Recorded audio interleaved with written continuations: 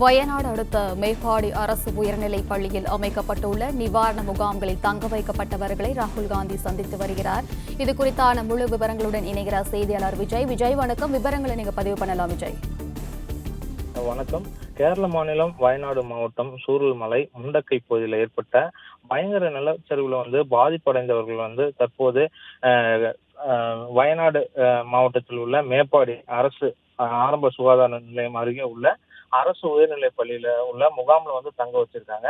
தற்போது இங்கு காங்கிரஸ் கட்சியின் ராகுல் காந்தி மற்றும் பிரியங்கா காந்தி ஆகியோர் நேர்ல அவர்களை சந்தித்து அங்க இருக்கக்கூடிய பொதுமக்களை சந்தித்து தற்போது ஆறுதல் கூறி வந்துட்டு இருக்காங்க. அதாவது கேரள மாநிலம் வயநாடு மாவட்டம் சூரல்மலை முண்டக்கை பகுதியில கடந்த 2 நாட்களுக்கு முன்பு பலத்த நிலச்சரிவு ஏற்பட்டு ஏராளமானோர் தங்களின் குடும்பங்களைச் சேர்ந்த உறுப்பினர்கள் வீடுகள் அவர்களது உடைமைகளை இழந்து தற்போது மேப்பாடி அரசு உயர்நிலை பள்ளியில் உள்ள முகாம்ல தங்க வச்சிருக்காங்க.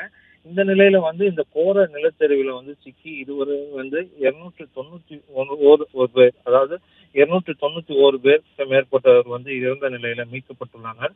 அதுல குறிப்பாக பலரும் சிதைந்த நிலையில கண்டுபிடிச்சிருக்காங்க. இதுவரை 129 பேரின் உடல்கள் அடையாளம் காணப்பட்டு அவர்களுடைய உறவினர்களிடம் ஒப்படைக்கப்பட்டுள்ளது. இந்த நிலச்சரிவுல அதாவது குறிப்பா பார்த்தோம்னா இந்த நிலச்சரிவுல சிக்கி ஆண்கள் பெண்கள் குழந்தைகள் என பலரும் இறந்த சம்பவம் பெரும் சோகத்தை ஏற்படுத்தியிருக்கிற நிலையில தற்போது அவர்கள் மேப்பாடி அரசு உயர்நிலை பள்ளியில உள்ள முகாம்ல தற்போது தங்க வச்சிருக்காங்க. அவர்களை வயநாடு எம்பி ராகுல் காந்தி மற்றும் பிரியங்கா காந்தி ஆகியோர் நேர்ல சந்தித்து தற்போது ஆறுதல் கூறி வந்துட்டு இருக்காங்க. இந்த நிலையில இன்னும் அந்த பகுதியில, அதாவது சூரல்மலை பகுதியில இன்னும் அந்த நிலச்சரிவுல சிக்கி சில நபர்களுடைய உடல்கள் இன்னும் கிடைக்காத நிலையில தேடும் பணியானது தொடர்ந்து இன்று 3வது நாளாக நடைபெற்று வரக்கூடிய நிலையில தற்போது மீட்பு பணியில கேரளா, தமிழ்நாடு, கர்நாடகா மாநிலத்திலிருந்து வந்துள்ள தேசிய பேரிடர் மீட்பு குழுவினர் அங்க